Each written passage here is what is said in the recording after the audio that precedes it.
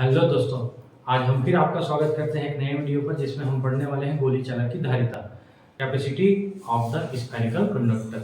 चलिए बिना देरी किए चालू करते हैं। यह बहुत ही छोटा सा टॉपिक है और बहुत ही इजी सा टॉपिक है।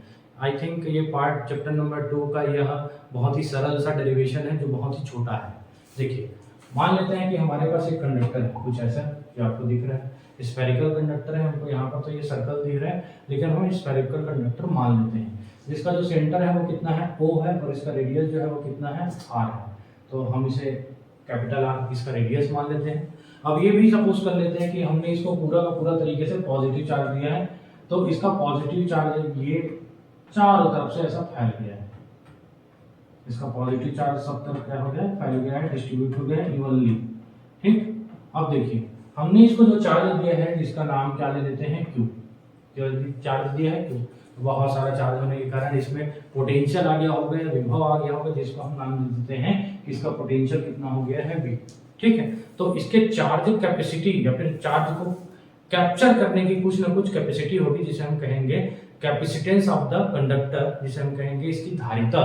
तो इस धारिता को मान लेते हैं कि इसकी धारिता कितनी है, C है, और जिसे हमें फाइंड आउट करना है। तो हम लोग देखते हैं कि हमारे पास एक फार्मूला होता है C = Q / V। तो हम जानते हैं धारिता के सूत्र थे, ये तो आवेश और विभव के अनुपात के बराबर होता है। देखिए, भले ही हमारा कोई ये फार्मूला जो मिल रहा है आवेश और विभव के अनुपात के रूप में मिल रहा है, लेकिन एक चीज याद रखनी होगा कि जो धारिता का मान है वो ना तो आवेश के ऊपर निर्भर करता है, ना ही विभव के ऊपर निर्भर करता है। अरे गजब बात है ये, उसके फार्मूले में तो है लेकिन उसके ऊपर निर्भर नहीं करता। हाँ बिल्कुल सही है, ना तो आवेश के ऊपर निर्भर करता है, ना तो विभव के ऊपर निर्भर करता है। यह निर्भर करता है उस गोली चालक के विमाओं यानी कि लंबाई, चौड़ाई, ऊंचाई, और साथ में उस कौन सा मटेरियल से बना है उसके ऊपर डिपेंड करता है। ध्यान रहे कि ना तो आवेश के ऊपर निर्भर करता है, ना तो विभव के ऊपर। तो जो निर्भर करता है वो होता है उसकी विमाएं, इसके ऊपर विमाएं। और दूसरा होता है पदार्थ की प्रकृति, पदार्थ की प्रकृति की कौन सा मटेरियल से बना पड़ा है, ये याद रखेंगे। पदार्थ की प्रकृति और किसके ऊपर निर्भर करता है, विमान, ये धारिता है। ठीक है, अब इसको आगे बढ़ाते हैं कि आवेश और विभव के अनुपात के बराबर होते हैं धारिता कंडक्टर। अब आवेश को हमने दे दिया Q, अब उसकी विभव हो गई V।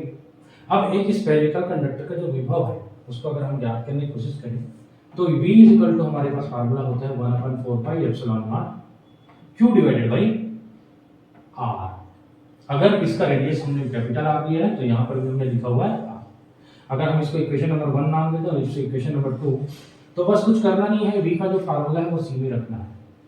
जब हम C में रखेंगे तो हमको मिलेगा C = Q / 1/4πε0 Q / R। और यहाँ से हम देख पा रहे हैं कि ये Q और Q कैंसिल आउट हो रहा है, और बाकी बचा जो ये नीचे का टर्म है पूरा का पूरा 4πε0 ही चले जाएगा ऊपर। तो उस हिसाब से C = हो जाएगा 4πε0 R। बस हो गया, यही हमारा फार्मूला है capacitance of the spherical conductor का। ये हमारा फार्मूला है किसकी, धारिता का, किसका, गोली चालक का। हम इसे लिख सकते हैं फैराड।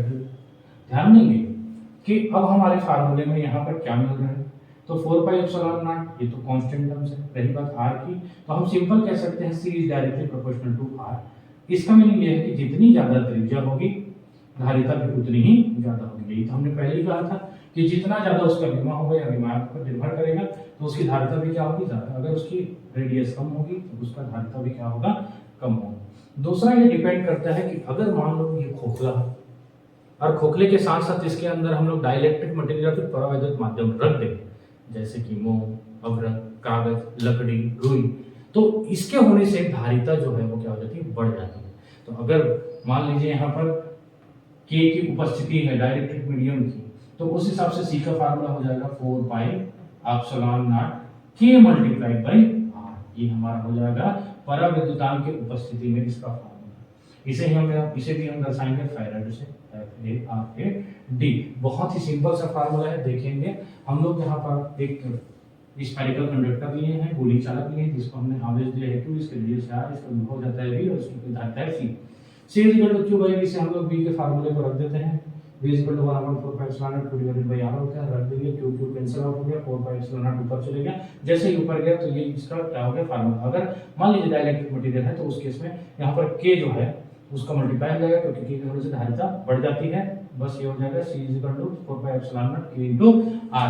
ये छोटा सा वीडियो यहीं पर खत्म होता है। हमारे नेक्स्ट वीडियो के लिए हमारे साथ बने रहे। यह जो वीडियो बन रहा है वो हमारे छत्तीसगढ़ बोर्ड के विद्यार्थियों के लिए बहुत ही इंपॉर्टेंट है और बहुत ही काम आने वाला है। तो अपने दोस्तों के साथ शेयर करें और हमारे साथ बने रहें। धन्यवाद।